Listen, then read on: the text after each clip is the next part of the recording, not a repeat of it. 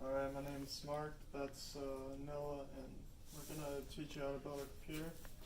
So we're going to start off with the importance of grounding yourself, that way you don't shock any of the sensitive components with your electrostatic stuff, okay? So just take like a clip, attach it to the case or any large metal structure, and that should be good.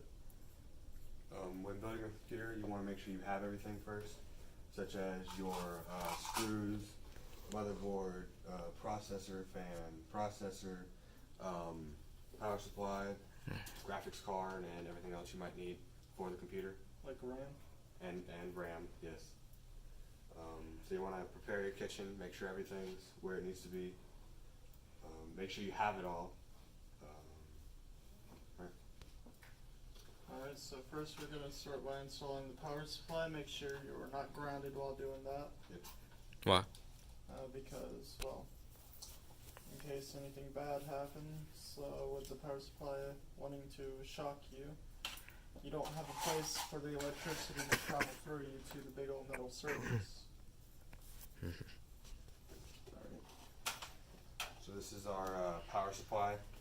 It's the Roswell Hive 85 OS full modular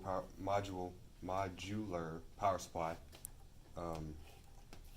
Why it's modular is because you can plug in what you need rather than having a power supply where it's all there in the first place, and if you don't have the right stuff for it, you can't use it in your computer. So I'm going to install this now. Come closer.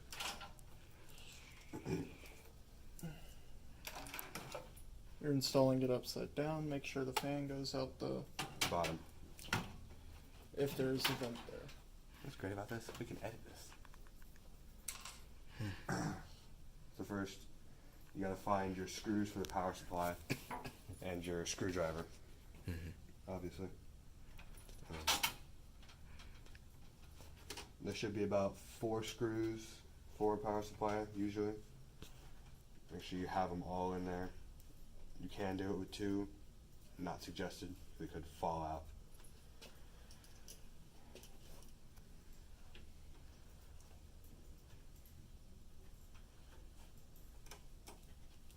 How many watts is this power supply again?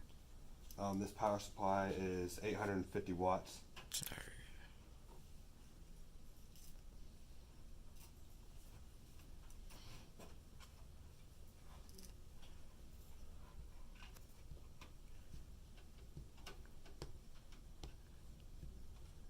Alright, so the power supply is now installed into the case. I guess I should re-ground myself.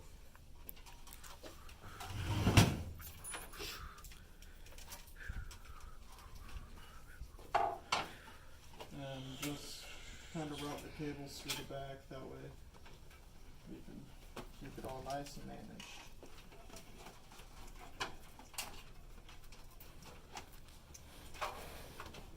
Route the cables through the back.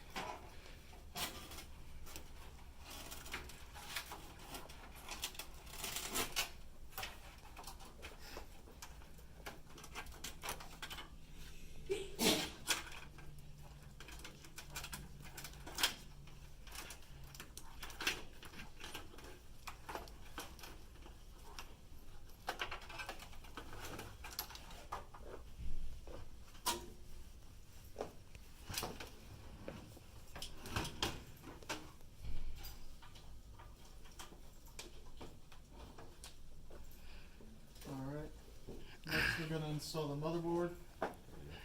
Please verify that your case has standoffs in it. If not, then you got to install it. Standoffs are like 2 millimeters tall, and they separate the case from the motherboard. And there are also places for you to mount your motherboard to the case. Point to one of the standoff. To separate the motherboard from the case. Alright, so next we're going to install the processor and cooler. We're not going to put the motherboard in the case yet, since we have a backplate that goes on it to keep the cooler in place. So when installing this backplate, it has 4 little holes at the back of the motherboard, and it just sets on there like that. Make sure you have the back plate on there, because there's no way you're going to get that fan on without it there. Alright. Do you want to explain what the processor is, or do you want to put this on? Yeah, you can put this on. Can I explain the processor? Yeah. Alright, so the processor is a PGA? Yeah, PGA processor by Ryzen. AMD. It's a what exactly what processor is it? It's the Ryzen 1700. It's a Ryzen 1700.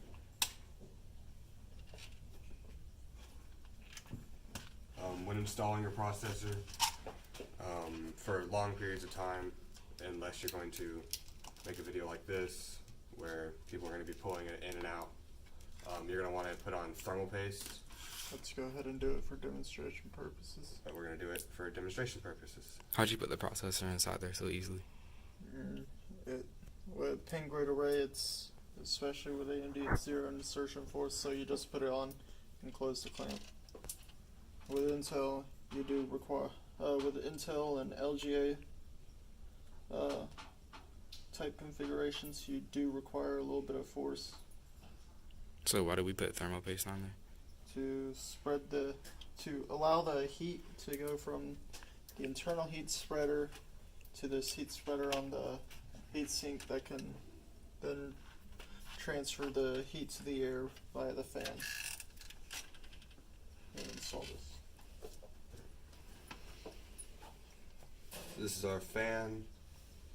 When installing the fan, you want to make sure your power to the fan is closest to the nearest power on the motherboard, which is right here. You can see that. There's 3 of them right here. One is specifically made for the CPU fan, which is this middle one. If you can see the lettering right there, it says CPU fan. Alright, now I'm going to install the fan itself.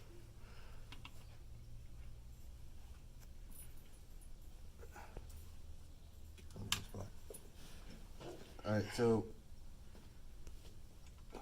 when installing the fan, you want to make sure to apply even torque to all the screws to spread the thermal paste. That's enough.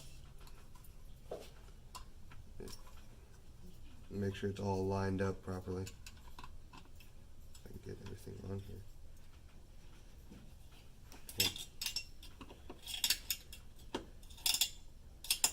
And you will have to apply a little bit of force since there are springs pushing back at you.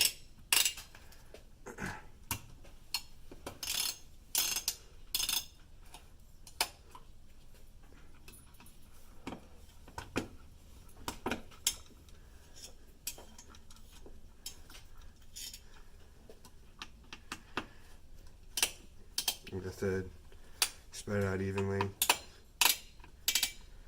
Don't completely torque down on the first go around.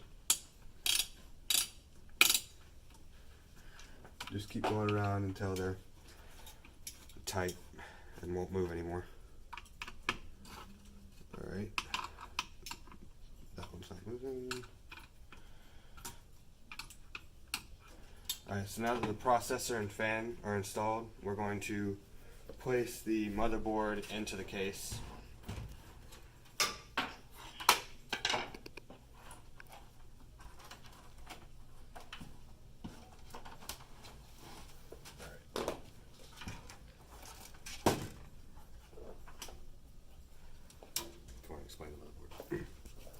The motherboard is full ATX size, and which is the most common size there is, and I'll install in every case that is advertising ATX sizing.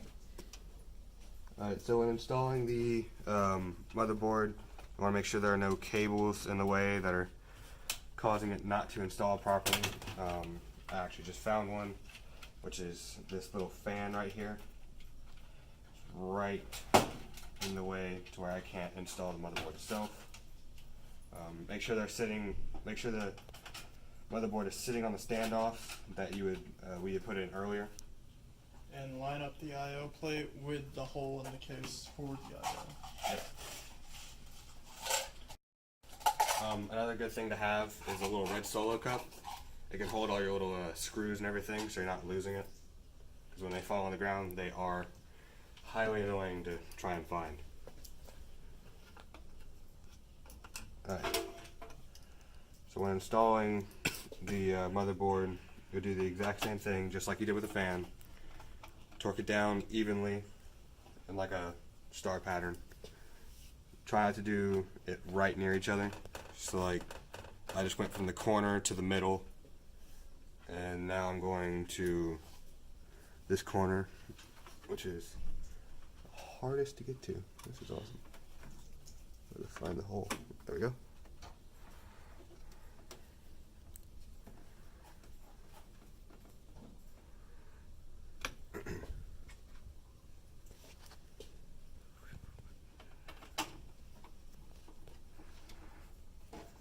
There are, I think 9 screws I had to put in this to keep it down properly, and dropping the screws in the case is not a fun thing because then you have to go get it out.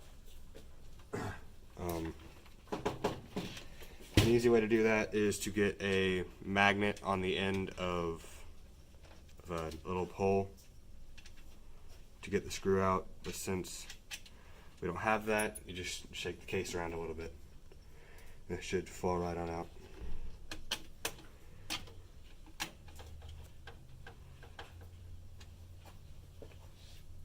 These screws do ground the motherboard to the case. As you can see, the little bits of metal right there, they are touching the screws when it goes down, which is touching the standoffs, which is touching the case, which is grounding the whole motherboard to the case.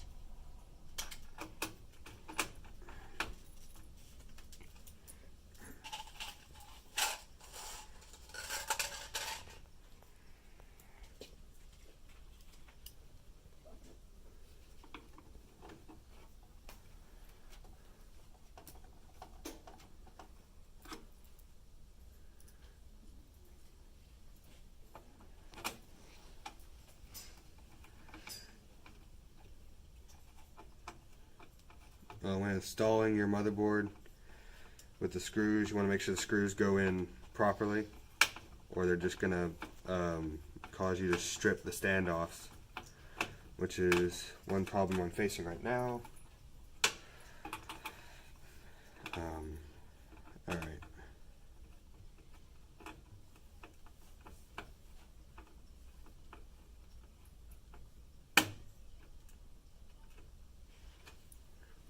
Okay.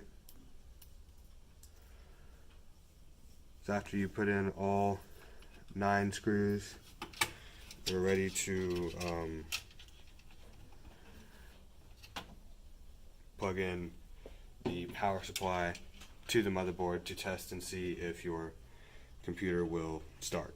One cool thing about this computer is it has a start button and a Postcard built in. a postcard, which will give you an error code for whatever error is wrong with it. Now, if your motherboard does not have that start button integrated onto it, you will have to find which pins is the start positive and negative one for your case layout. Then you'll simply use a screwdriver and bridge the 2 pins and it will start up. Just pretend that some of these pins, like these 2 pins, are it. Tap it between, it'll complete the circuit and it'll turn on. Alright, so now we're going to plug in everything from the power supply to the motherboard. We're going to flip this up. So when doing this, if your case has these little holes that you can stick everything through, use them because it'll make cable management really, really easy later on when you're trying to figure out, oh, what cable goes to where.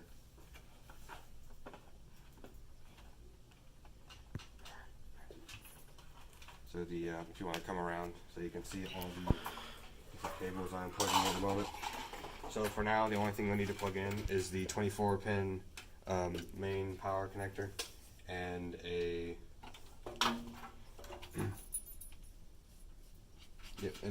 4-pin, if you can see that, 4-pin backup power. And when installing these, make sure you have enough length in your cable to reach everything. I'm pretty sure this was the one. Yeah. Alright, so in this external power connector, we don't have enough room. So we're going to go over the motherboard, which will be a hassle later. But for this demonstration, it's fine. And make sure you're plugging in the right thing to where it needs to go, because it will suck if you have to pull this back out and fix it because you broke it. And don't force anything. Everything should go in pretty easily, which is hard to see. Do you need a light? Yep. And we have these very nice lights with us. Wow. We should have been done though. We should have been using that. And just like that, plugs in real easily. And yes, while messing with anything from the power supply, make sure you're not grounded. So we got the 24-pin Molex. Everything should be fine to start up. We're going to plug in the fan to where it needs to go, and the fan, CPU fan power. Alright, now we need to plug in the power supply. The cord is over here. Beefy. Straighten it out a little bit.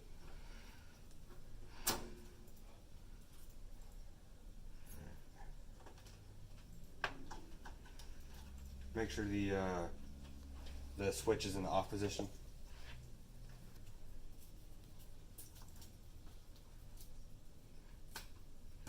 Like I said, cable management, you get tangled up. Alright. So we'll flip it on. Now we'll press, as you can see, everything's turning on now. Getting all colored up because we got the pretty motherboard.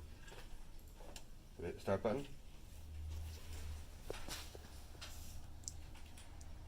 As you can see, everything that we have connected so far will turn on. So now it's time for the RAM and the video card. Yep. So turn it back off. Alright, so now we're going to turn it off. Start button didn't turn it off, does it? I believe it does. Nope. Okay, so to turn it off, you're just going to turn the switch off from the power supply. Unplug. And it's not really harmful because we don't have an operating system to corrupt data on. Yep. Alright, so unplug the power supply itself and discharge, which I'm just going to hold the start button. Alright.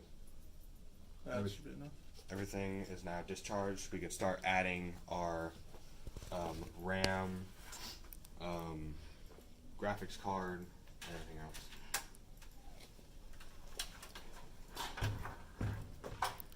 Remember, be very careful with your case. You don't want to break it.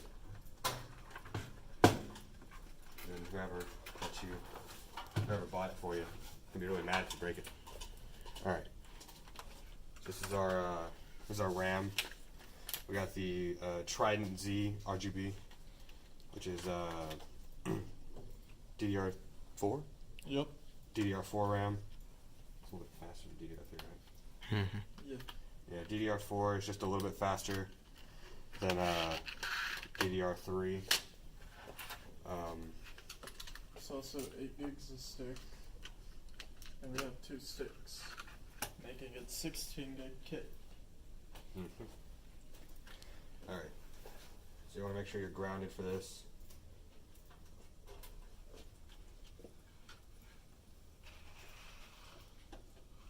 And please refer to the motherboard manual or writing on the motherboard to see where you should install your RAM sticks, depending on if you want single channel, dual channel, or if your motherboard supports triple channel. Alright, so when installing the memory, you want to make sure the little notch is in the right spot. As you can see down here, there's a little metal bar that keeps the wrong memory from installing in the system. Also stops you from installing it backwards. And it stops you from installing it backwards. As you can see, there's two different links on each side of that notch. So we're going to put it in. Make sure it slides in the right hole. Because they have little guiders in each of these that allow it to connect. Alright, so the memory is now in. We'll do one more test. Make sure the memory works. We'll test it, make sure that it works. Alright. This should light up and everything. On and start.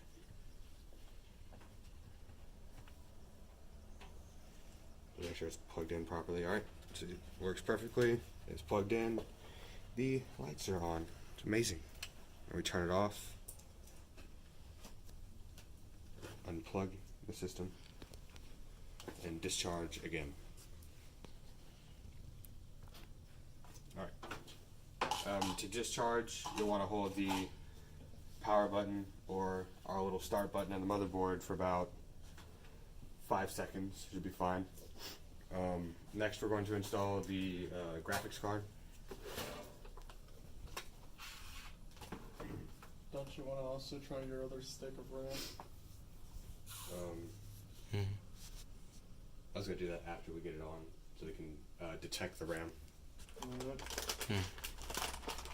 When installing RAM, like Mr. Mark said, you're going to want to install one stick at a time to test everything, rather than going 2 sticks in the first place. As long as you have one stick, it should be fine. You can go into the BIOS and see which stick is not being detected and properly seat it, or if it's dead on arrival, you can just send it back and they'll give you a new one. What kind of video card is this? This is a GTX 1050. yeah, GTX 1050 by NSI. It's a gaming computer video card, so it's really beefy. This one needs its own power. You don't have to plug it up to the power supply to use it. We were prepared and we took out the pieces of the CPU that were in the way. Like these, what are these called? Cover plates. The PCIe cover plates. Yeah, the PCIe cover plates. We took those out. Dust shields, whatever you want to call it. Yep. We took those out beforehand. But the easy way to take those out is those little screws. You just unscrew them, pull them out. Some cases come with them screws. Some cases come with one-time pop-offs, so you just pop it out. Yeah. And some cases don't even come with them at all. It all depends on your case manufacturer. Alright, so to install these, I just did. If you want to look over here, there is. Actually, let's pull it out again. What kind of expansion slot did you put that in? I put it in the PCIe expansion slot. So here's the connectors for it. It'll only go in the PCIe, not a PCI or a PCI times 1. This would be the times 1 connector right here. As you can see, that's way too small to put in for this. So we're going to put it in the PCIe, and it should line up just fine. Come over here and look over top. As you can see, there's the hole it goes in, and we're just going to slide it over. Make sure the tab is out and push it down. Now it is connected. I'm going to add the screws to Mount it in place. mount it in place. Right.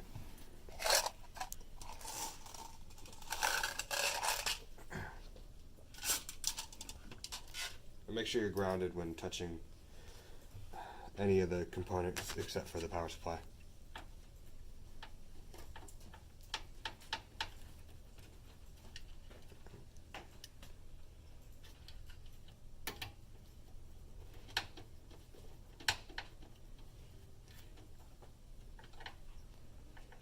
Alright, now that that is plugged in, instead of going and testing that right away, I'm going to plug in the power button instead of having to use that little start button again. And to plug in our power button, it would be these little pins right here. I've already connected them to the adapter, which shows me exactly where everything goes. So you have the HD LED, the plus and minus in the right spot. You got the reset switch.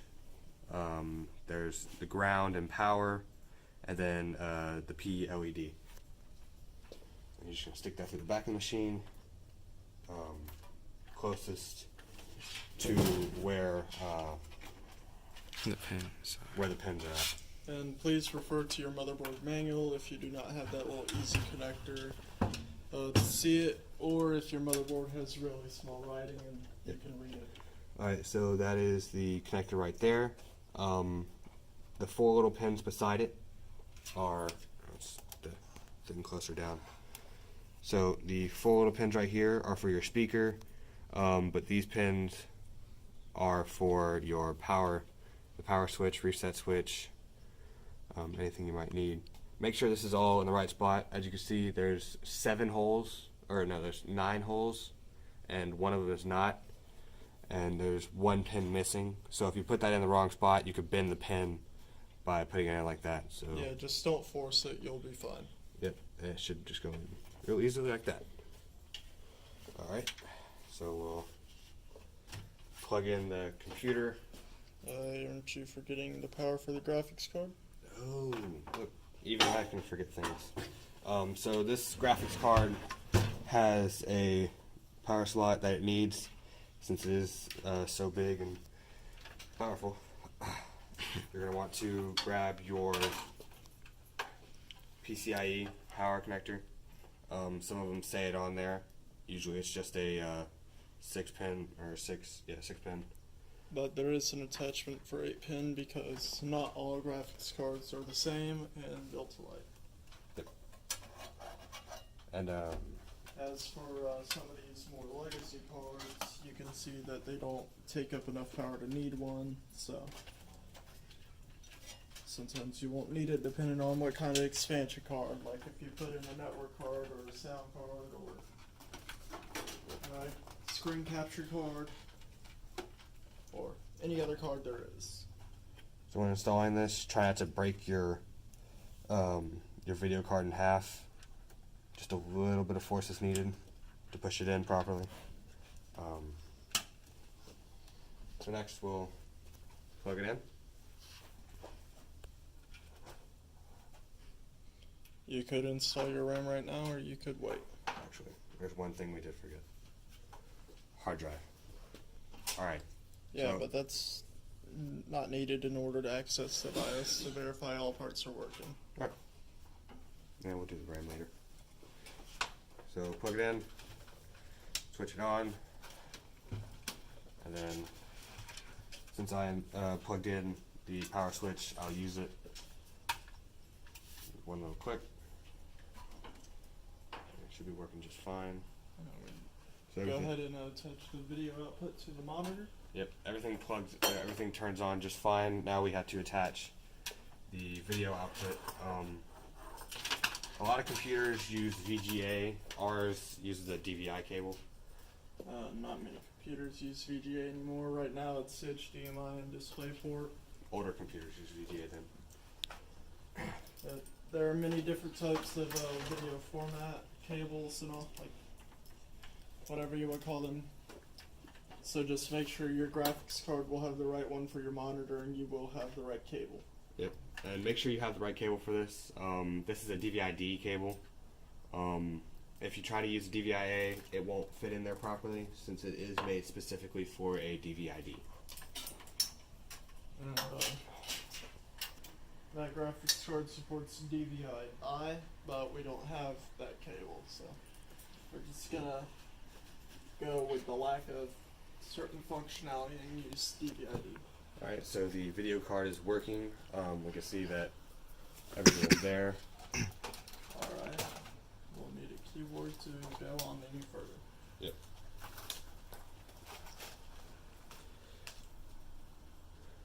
Alright, so just connect your keyboard in the USB slot in the back of the computer. So it's not fun to do.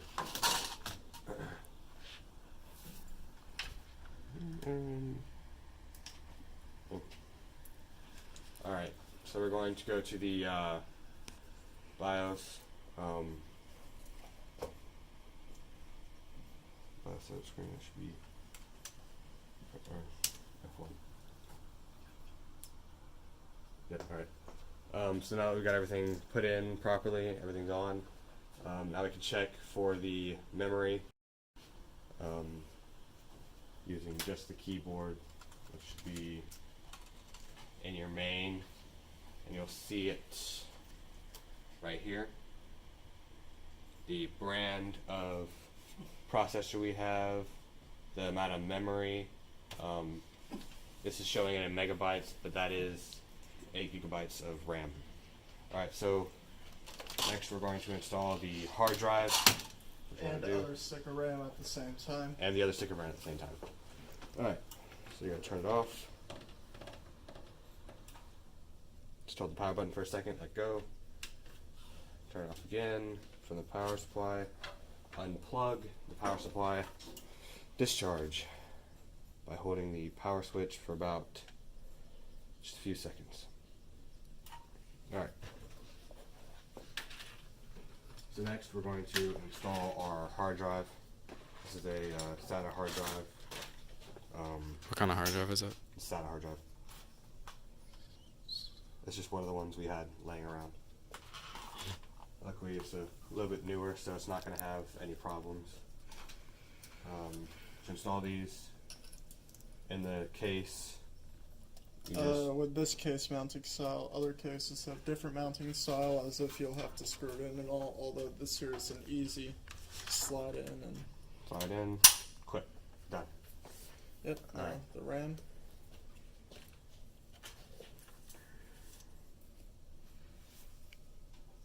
We might be able to finish. Alright, we're going to install the other stick of RAM right beside the one we first installed. Like we said earlier, please refer to your motherboard manual to see which channel you want to install it in. Yep. Where's our motherboard manual? Ours is right over there. This is our motherboard manual right there. Our motherboard actually has Wi-Fi, which is one cool thing about it. Alright, so next we have to actually plug the SATA power and SATA data. SATA data. the SATA cable and the SATA power to the power supply, or not power supply, the hard drive. And the motherboard. And Come around here. data to motherboard. Alright, turn it off. Yeah. Alright, so right down here with all the cables. This is your SATA power connector, and well, your SATA power where it would connect, and the SATA cable connection. Alright, plug that in and install your install your operating system using some live USB or CD. If you buy a copy of Windows from the store, it will come with a USB flash drive. You just plug it in, install it, and that should be your computer done. Um, Got it?